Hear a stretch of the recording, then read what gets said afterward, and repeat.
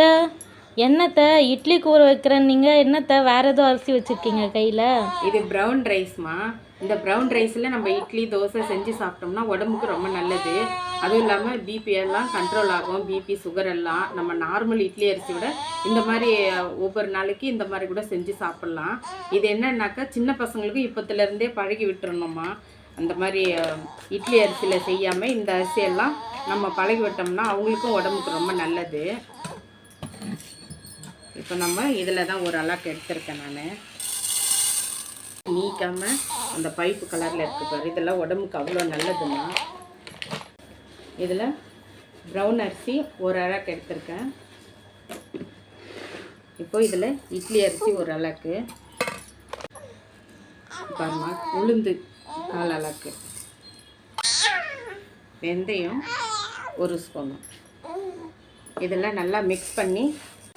ஆனால் இந்த brown rice வந்து ஊறுறதுக்கு கொஞ்சம் லேட் ஆகும். அதனால தான் 5 மணி நேரம் இதை ஊற வச்சுருங்க. அப்போ தான் இது நல்லா ஊறி நம்ம அரைக்கிறதுக்கு நல்லாயிருக்கும். இதை நல்லா மிக்ஸ் பண்ணி இப்போ நம்ம இதை நல்லா கழுவிட்டு ஊற வச்சிடணுமா.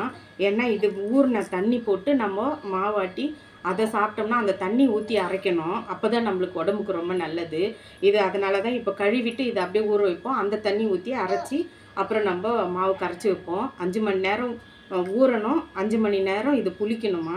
இப்போ நம்ம ஊற வச்சுருவோம் கழுவிட்டு. பாருங்கள், இது ப்ரௌன் ரைஸு 5 மணி நேரம் ஊற வச்சாச்சு. ஊற வச்சு நல்லா கழுவி ஊற வச்சின அரிசியை நல்லா அரைச்சி எடுத்தாச்சு. இப்போ அது 5 மணி நேரம் புளிக்கட்டுங்க.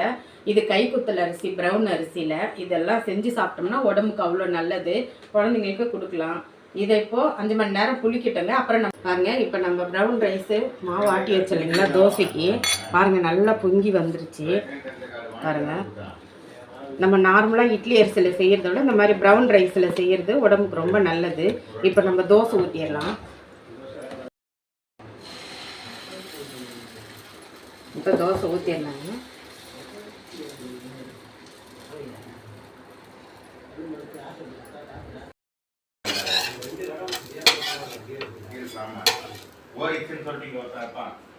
இப்போ இதுக்கு சட்னி, தேங்காய் சட்னி, ஒயிட் சட்னி செஞ்சுருக்கோம்.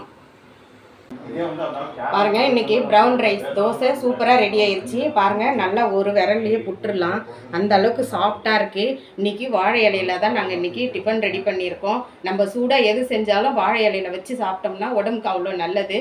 ப்ரௌன் ரைஸ் தோசையும் ஒயிட் சட்னியும் நம்ம வீட்டில் டிஃபன் ரெடி ஆயிடுச்சு. வாங்க எல்லோரும் சாப்பிட்லாம்.